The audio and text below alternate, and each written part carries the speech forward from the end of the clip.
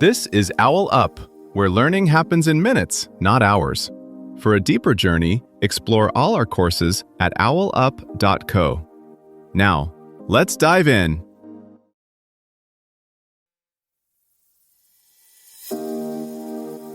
Welcome to Chapter 1 of our series, The Influences of Moorish Spain.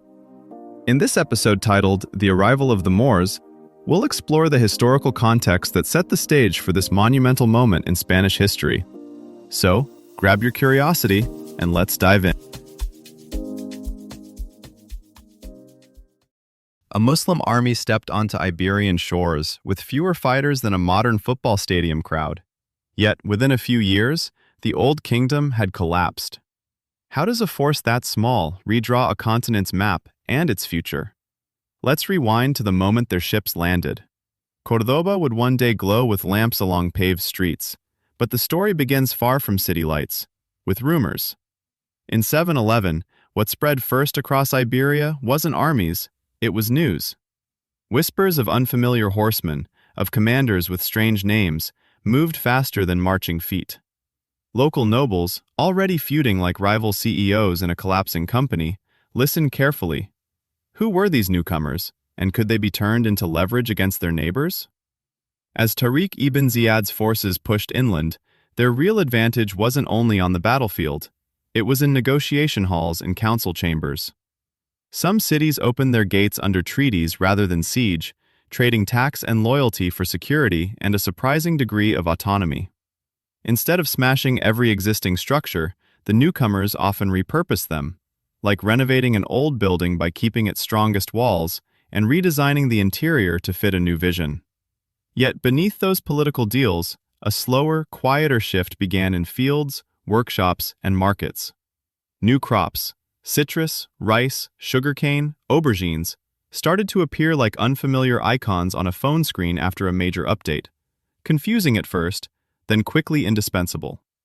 Irrigation channels carved across dry land, turning patches of Iberia into experimental gardens where farmers mixed techniques the way chefs blend regional cuisines. In port cities, translators, merchants, and jurists formed a kind of adapter layer between cultures, ensuring that ideas, not just goods, could cross boundaries and take root. Power in this new landscape didn't come from brute force alone. It came from timing and flexibility. Tariq's landing coincided with a Visigothic civil war, so instead of facing a united foe, he met rivals who hated each other more than they feared outsiders. One faction would rather see a newcomer win than let a domestic enemy keep the crown. That fracture let a modest force move like a needle through torn fabric, stitching together a fresh political pattern where an older one was already unraveling. Above Tariq stood another figure, Musa ibn Nusair, the governor of North Africa.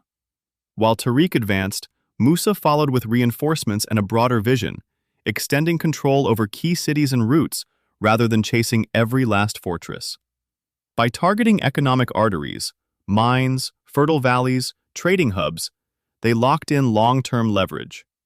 Gold, grain, and people now flowed under a different banner, and with them, influence. Inside growing urban centers, a new hierarchy crystallized.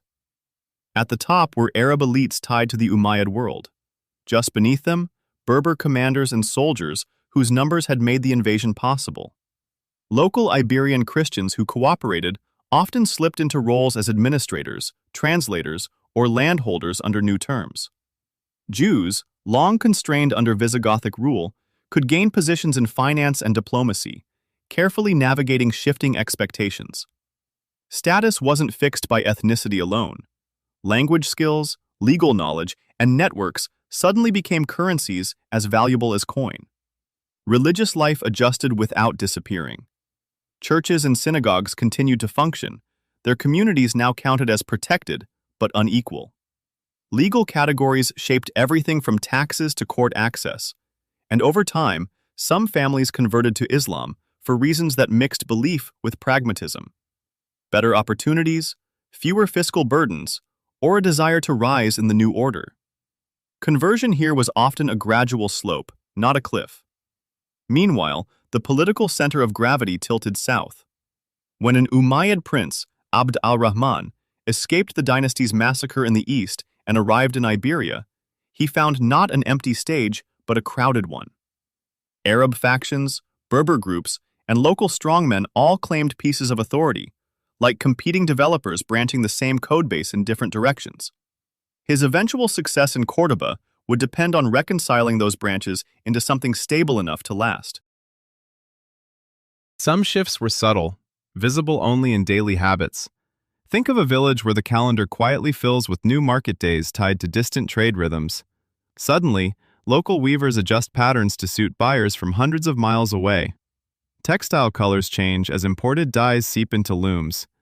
Bakers experiment with unfamiliar ingredients arriving in sacks with foreign seals, and new tastes reshape what counts as traditional within a single lifetime. Legal habits evolve too. A land dispute might now be argued first before a local notable, then, if it crossed religious or linguistic lines, before a specialist in multiple legal traditions, someone who could quote different codes the way a modern developer switches between programming languages. Those intermediaries didn't just solve conflicts, they translated expectations, making coexistence workable when written rules lagged behind social reality. Over generations, family stories encoded this complexity. A surname hinting at a craft, a quarter of a city associated with a faith, an accent picked up in childhood, all became quiet archives of this layered world. Córdoba's scholars turned this new order into a kind of intellectual port where ideas docked, refitted, and sailed on.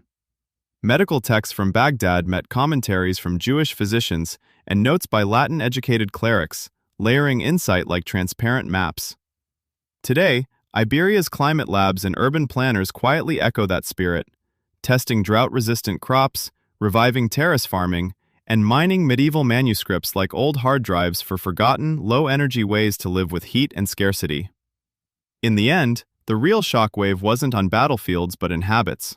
How people cooked, counted time, measured land, healed bodies. Al-Andalus turned borderlands into a kind of laboratory, where trial and error across languages and laws slowly rewrote normal.